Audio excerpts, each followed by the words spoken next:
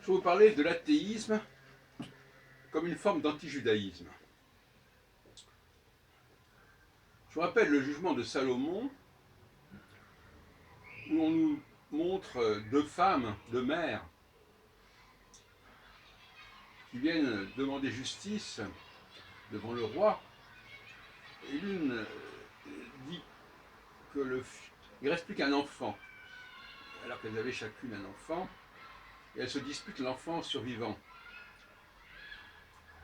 À un moment donné, le roi propose, bon, ben, il dit cela un peu de manière ironique, mais il sait très bien ce qu'il fait, propose, puisque finalement personne n'est d'accord, on va couper l'enfant en deux. Et bien évidemment, c'est la mère qui a perdu déjà son enfant, qui est toute disposée à ce qu'on sacrifie l'enfant survivant. Et de cette façon, Salomon s'est aperçu de qui était la véritable mère. Eh bien, Dieu, c'est un peu la même chose que l'enfant. C'est-à-dire, il y a deux mères, le judaïsme et le christianisme. Le judaïsme a un vrai Dieu, le christianisme a quelque chose d'assez vague, d'assez inconsistant. Et par conséquent, la tentation chez pas mal de chrétiens aujourd'hui, c'est de dire, mais de toute façon, Dieu, il n'existe pas. C'est ça l'athéisme. C'est un peu la position de Michel Onfray, par exemple. Donc en disant que Dieu n'existe pas, c'est une façon de dire, bah, comme ça, il n'y a pas de jaloux, hein, il n'y a pas de perte, puisque de toute façon, il n'y a rien de perdu, puisqu'il n'existe pas. Eh bien, pour moi, cet athéisme-là, c'est en fait une forme de christianisme larvé et d'antijudaïsme larvé. C'est aussi un déni du réel, quelque part. Et nous avons tendance ainsi à nier certaines réalités chez l'autre. En soi-disant, on les nie chez nous-mêmes, mais en réalité, c'est pour nier ce qu'a l'autre et ce qu'on aurait voulu avoir. Donc, puisqu'on ne peut pas avoir ce qu'a l'autre, eh bien, on va dire que ce que l'autre a, n'existe pas. Comme ça, on ne souffre pas, puisque on n'a rien perdu, puisque de toute façon, ça n'existe pas. C'est un mécanisme de survie psychique assez banal, finalement. Et de la même façon, on peut retrouver le même mécanisme par rapport à la langue, par rapport à la nation, et notamment par rapport à la France. Ceux qui sont jaloux, parce que finalement tout est une question de jalousie ici, ceux qui sont jaloux de ce qu'est la France, de ce qu'elle a apporté, de l'empreinte qu'elle a laissée, vont relativiser l'idée de langue, pour dire qu'il y a une sorte de langue et que toutes les langues se valent, vont relativiser l'idée de nation, toutes les nations se valent, toutes les nations sont égales. Alors la notion d'égalité, évidemment, est aussi une façon de résoudre le problème. Ce que j'ai, nous sommes pareils, tu n'as pas plus que moi, tu ne vaux pas plus que moi. Donc là aussi, au nom de l'égalité, on nie ce que l'autre a et que l'on n'a pas. On règle encore une fois sa jalousie au nom de l'égalité, au nom de l'identité. Ça pose aussi le problème des rapports entre les femmes et les hommes. Donc il y a tout un mécanisme de cette façon de négation de l'autre, de ce qu'a dit l'autre, de ce qu'a l'autre, par le biais de l'égalitarisme, par le biais du refus ou du rejet de telle et telle valeur, de telle et telle entité. Comme ça, il n'y a pas de jaloux, il n'y a pas de problème, on ne souffre pas. On pourrait en dire autant de pas mal de domaines. Alors, je voudrais revenir justement sur ce débat auquel j'ai assisté à la télévision, enfin sur Internet, entre Michel Onfray et Régis Debray, arbitré par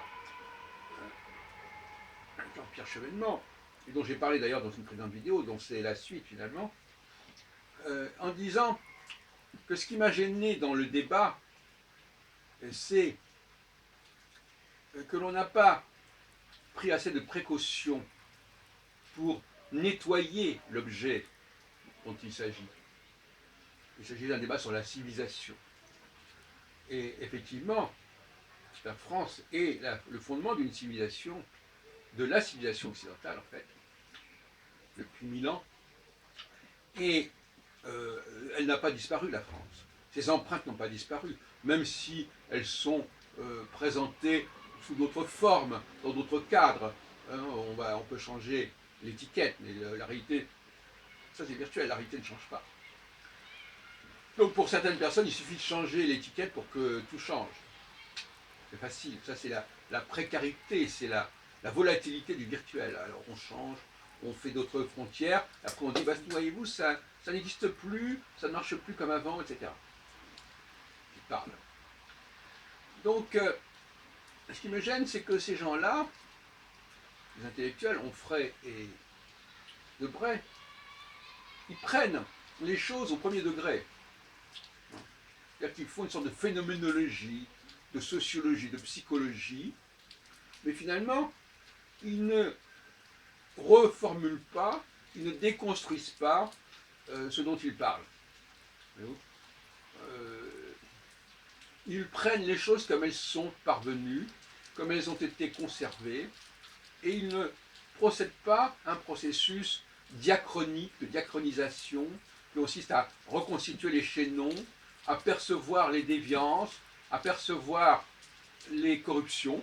Non, ils prennent les choses comme elles sont, comme une sorte de praxis un peu hegelienne, c'est-à-dire les choses sont devenues ce qu'elles devaient être. Bon, c'est une très mauvaise méthodologie finalement, d'un point de vue historique. C'est pour ça que j'oppose complètement l'histoire et la sociologie, tout en étant à la fois historien et sociologue. Justement, il faut être les deux, il ne faut pas confondre les deux.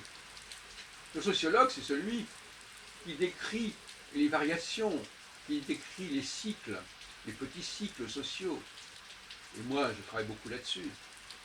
Mais je ne confonds pas ce que j'appelle les changements d'état d'esprit successifs avec les réalités historiques. Justement, les réalités historiques, elles ne sont pas vouées au changement. Alors que tout ce qui est d'ordre du psychisme et de la société passe par des changements, par des phases. Donc il faudrait quand même distinguer ces deux plans, ce serait souhaitable. Donc les réalités historiques, ben, ce sont des constantes qui traversent les siècles, en dépit de une certaine écume comme ça qui donne l'impression que les choses, que cette historicité fondamentale n'est plus là, mais si elle continue à être là, elle se présente sous des formes différentes, mais elle continue à être là. C'est ça justement. Tout ce qui est en surface, ce sont des avatars, ce sont des contingents, ce sont des épiphénomènes, qui obéissent à des lois d'ailleurs, qui obéissent à des variations, qui obéissent à des cycles, mais par lesquels nous passons tous, par lesquels toutes les sociétés passent. Là, de ce côté-là, il y a une sorte d'égalité. Mais en revanche, il y a des faits historiques majeurs, comme la rencontre entre Moïse et Yahvé, comme la formation de la langue française et son extraordinaire expansion, non seulement par le fait qu'on apprend, à certaines époques, on parlait beaucoup de français. On parlait tout de matin de Peggy qui avait regretté que le traité de Versailles soit traduit en anglais, alors que là, le français était la langue diplomatique, jusque-là, depuis pas mal de temps, depuis au moins 200 ans, sinon plus. Donc, ça, ce sont des faits fondamentaux, de même que le fait fondamental, c'est que l'homme est créateur, l'homme secrète des choses importantes, et pas la femme. Bon, là aussi, il y a tout un débat là-dessus.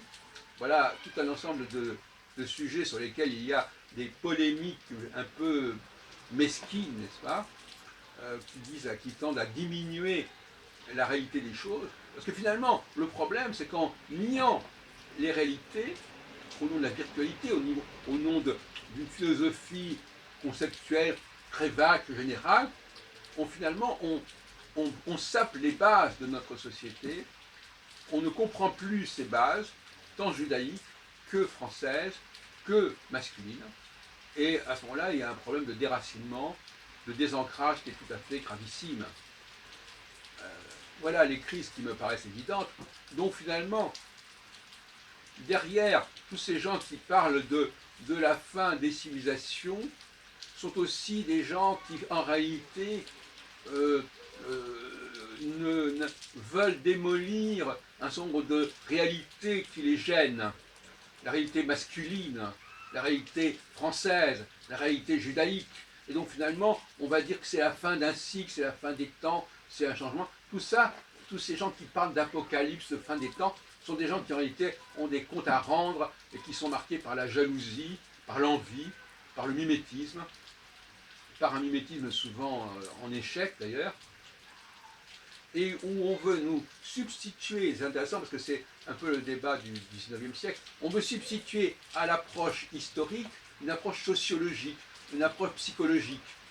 Euh, avec Freud, avec Marx, avec Auguste Comte, etc., avec Durkheim, ben, ce sont des gens qui essaient de saper la réalité historique en mettant l'accent sur des processus finalement qui sont en surface. Même l'astrologie, d'une certaine manière, qui réapparaît à la fin du 19e siècle, en quelque sorte surfant sur le psychologique, sur le psychanalytique, sur le sociologique, va dans le même sens. C'est-à-dire que finalement, l'individu a une réalité en soi, les événements correspondent, alors on confond les événements fondamentalement historiques fondateurs avec l'écume de tout ce qui peut se passer au niveau cyclique. Tout ça est une espèce d'amalgame entre l'histoire et la sociologie, qui a donné d'ailleurs le mot socio-histoire, qui est un mot finalement assez barbare. Tout ça est assez suspect finalement. Hein. Il faut revaloriser le rôle de l'histoire, de la nouvelle histoire. Comme disait Marc Bloch, l'histoire est fondamentale. Cela dit, elle peut se nourrir, elle peut se servir de la sociologie, elle peut se servir de l'hémographie, elle peut se servir de l'économie. Il ne faut pas inverser les rôles. Ce n'est pas la sociologie qui va dicter sa loi à l'histoire, qui va minimiser la réalité historique au nom de ce qui se passe au présent. Hein. Alors c'est intéressant, je terminerai sur cette petite anecdote.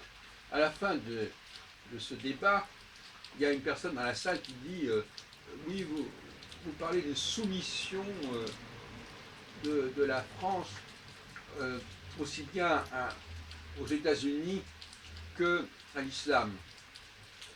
Et alors, tout d'un coup, alors on commence à discuter de qu'est-ce que c'est que le mot soumission, est-ce que c'est vraiment le mot qui convient. Ça m'a paru complètement dérisoire. Les mots, ben, si cette personne veut employer ce mot-là, c'est son droit. Mais on ne va pas discuter indéfiniment sur la signification de tel et tel mot. On en est là, voyez-vous. On en est à cette culture, ce savoir-faire, on en est à discuter du sens, de la sémantique de tel et tel mot, au lieu d'appréhender la réalité historique, voyez-vous. Et ça, c'est tout à fait pathétique.